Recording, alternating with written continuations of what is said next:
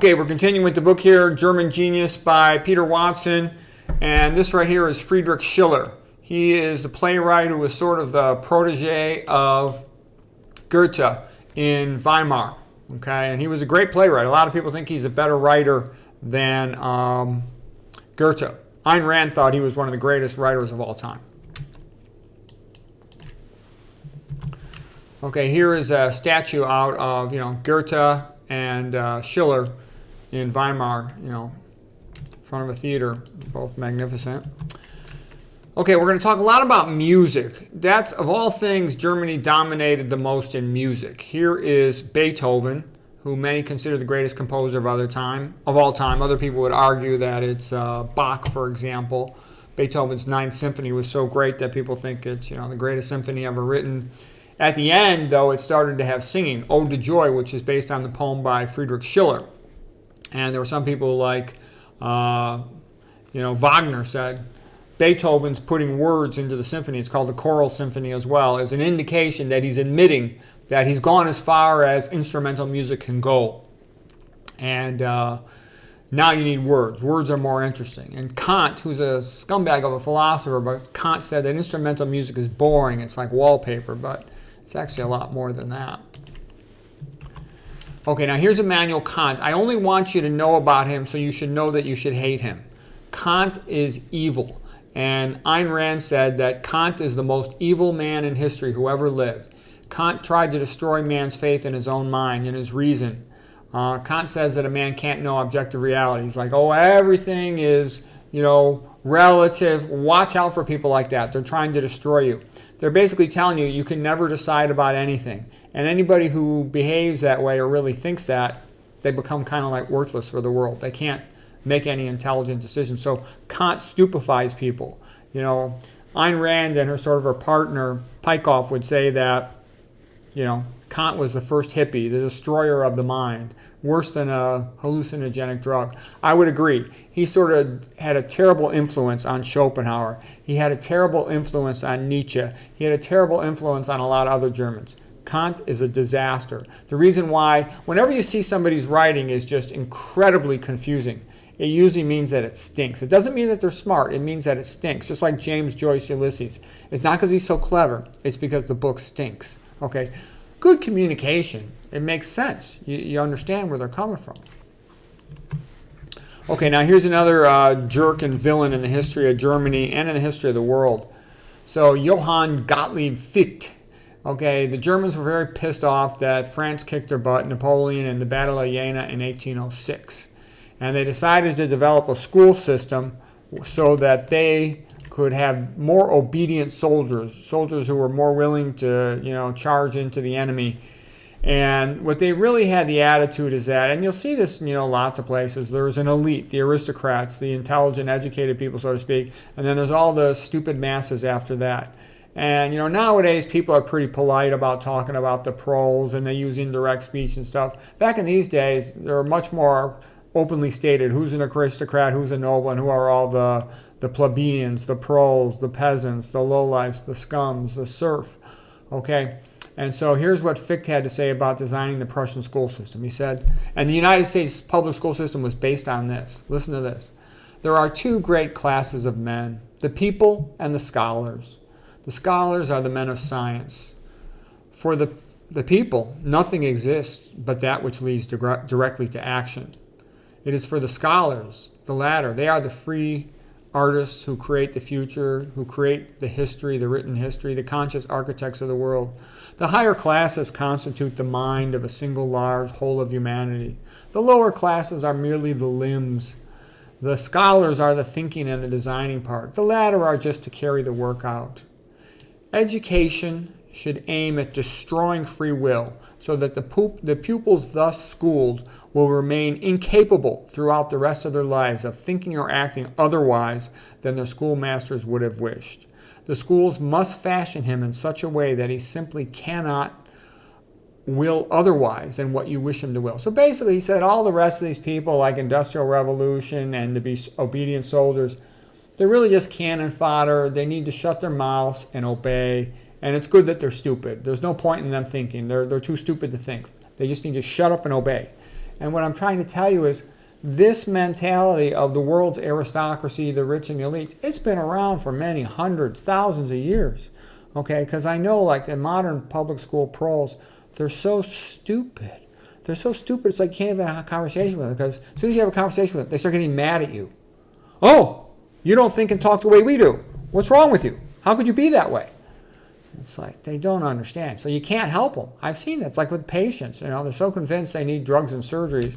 They think you're insane if you talk about a vegan diet. So it's like nothing helps. It's like, go have surgery, have fun, Okay, here is Johann Pachelbel, an early composer for the Germans. 1653 to 1706 was his life. And his Pachelbel's canon in D is very romantic. It's beautiful. It's magnificent, okay? Giaconda in F minor is more religious. It's also great, but I just let you know he was sort of a predecessor to a lot of later stuff like Bach, and he's magnificent. Now, I listened to him a lot with my girlfriend when I was in high school, and then this guy, George Philip Telemann, he's very good as well. He's not as good as Bach or those guys, but when I was in college, I used to listen to Baroque music. I had read that, Baroque music is good for studying, and I think it was. I mean, the best thing for studying is quiet. So nowadays when I study, I usually like my earphones, okay, because I want quiet. And I think that's the best thing. But if you have to have music, Baroque is the best music, okay? And Telemann is pretty good. These are all German composers. That's why I'm showing you from the history of Germany. Here is showing the organ at Erfurt Church, and look how magnificent it is. That's one thing I give the Lutherans credit for. They were really good at music. Even Luther was a composer. He wrote that, A Mighty Fortress is Our God. It's a pretty good hymn. And Pachelbel worked at this church for like 12 years. Okay, now here's Johann Sebastian Bach. He's the big dog. Many consider the greatest composer of all time. And you remember, he was doing religious music, okay? So religious music was that popular. Religious music is great, and Christian traditions sort of generate all the... Here's a bunch of just great songs by Bach. I made previous entire videos about his music with links to all his songs, so if you just search my YouTube channel, you'll find these. They're magnificent, Okay, now here is the creation painting of Michelangelo, from Genesis 1:27, man is created in the image of God. And it brings hope in the idea that we're creating the image of God. God is the creator, therefore we can create as well. And notice that the sort of blanket, the shawl around them is in the shape of a brain. God's legs going down look like the brainstem. The foot going down looks like the pituitary. And there's Eve being brought to him. This is the fold of the temporal lobe, the frontal lobe, the parietal lobe, the occipital lobe of the brain. So anyways, as we are created in the image of God, we too can be creators. And Bach used to say after every composition, everything I compose is to the glory of God. Bach, I have always kept one goal in view, to conduct church music to the honor of God. The aim of all music should be the glory of God. There it is. How many kids did he have? He had 22 children, 22. Only 10 survived adulthood. And, a lot of them were really good musicians, but that's how it was. And here's another good quote. The test of every system, educational or religious, is the man it forms. Yeah, and you form a great man like Bach, you're doing something right, okay? And here's Charles Murray from his book Human Accomplishment. He says Bach doesn't need to explain himself. he made a prima facie case that his way of looking at the universe needs to be taken seriously. It behooves us to do so. That's kind of my attitude too about Christianity. People say, why do you want to be a Christian? I thought you were a scientist and a doctor. I'm like, yeah, of course. The more you learn about science, the more you believe in God. It's too incredible. It's all these, these dumbass humanities people that think that you don't need God. That's because they're ignoramuses. They don't know anything. When you've looked at the electron transport, when you've studied the mitochondria, when you study the genome, the more you study it, the more you're like, oh, wow. It's so incredibly complex. You believe in God even more. And besides, I believe all the religious stuff too. But I'm telling you, from a science point of view, there's no way this happened by accident. There's a brain millions of times smarter than us that had to design all this stuff.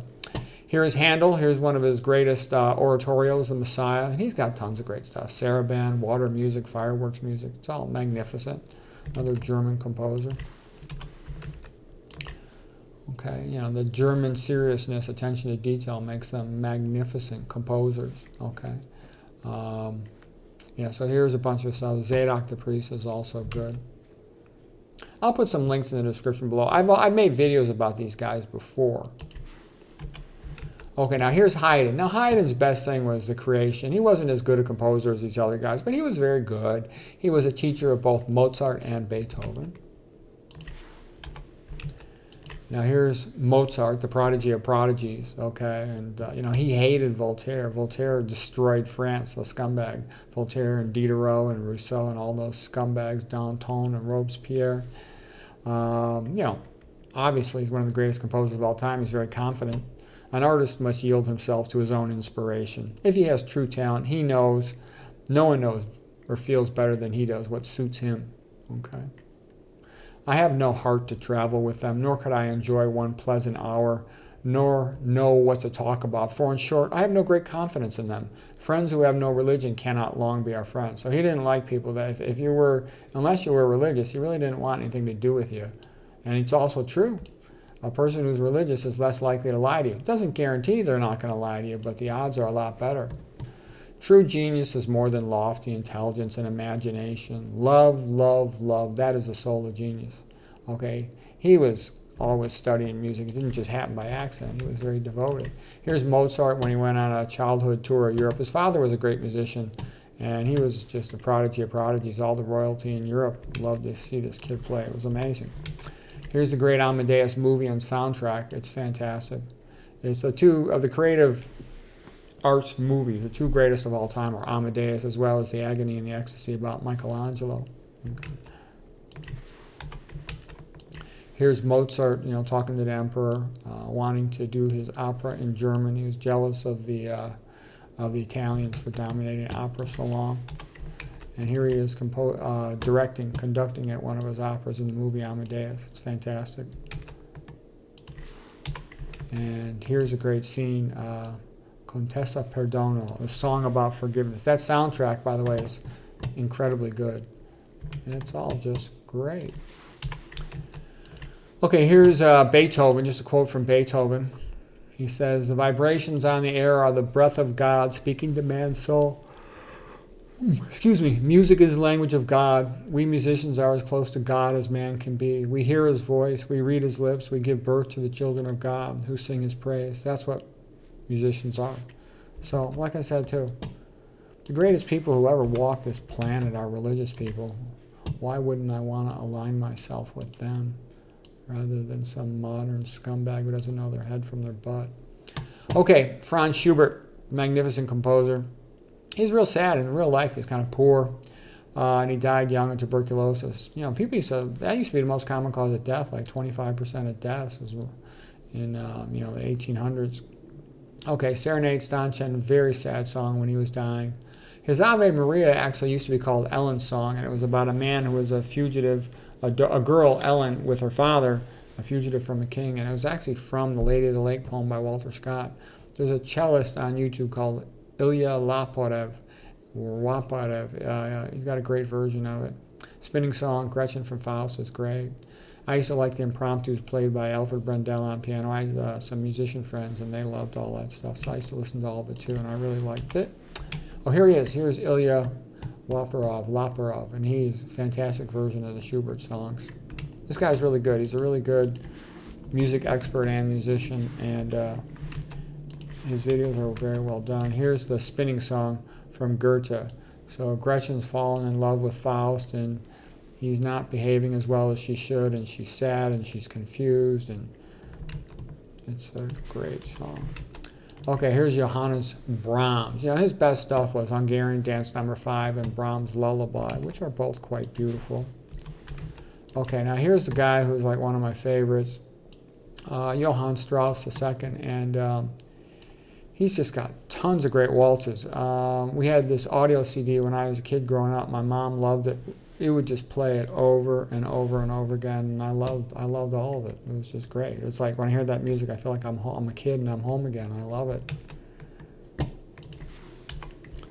Okay, here's Richard Wagner, and his most famous song is The Ride of the Valkyries, sort of like these women that are taking the fallen warriors back to Valhalla. And here is a monument being unveiled to Richard Wagner. This guy, Anton von Werner, is a really good painter from Germany in the late 1800s, early 1900s. So there's the monument, the great Wagner. Here's a painting of the Ride of the Valkyries. Okay, so it's like the ladies here taking the fallen warrior, to Valhalla. And of course, there's a famous scene from the movie Apocalypse Now. And there it is. So anyways, I hope you found that helpful.